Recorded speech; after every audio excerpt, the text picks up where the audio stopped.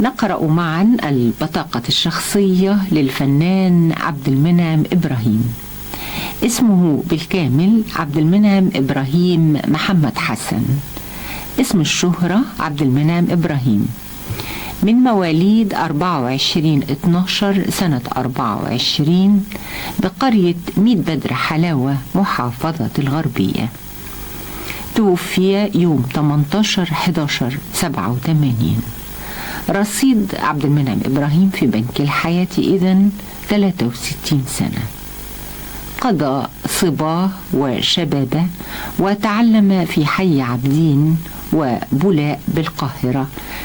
سنة 49 تخرج من المعهد العالي للفنون المسرحية، عمل ممثلا بالمسرح، وبعد عامين بدأت علاقته بالسينما.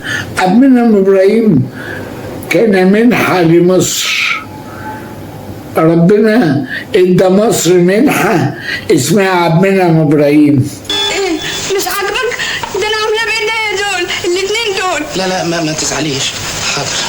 اتفضل.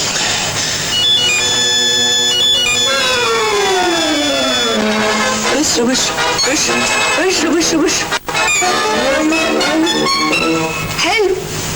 حلو شربات قوي.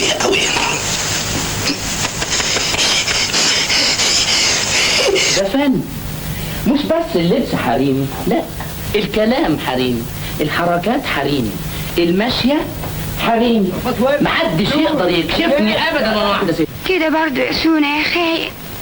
ما تسألش فيا، احبك، اعبدك،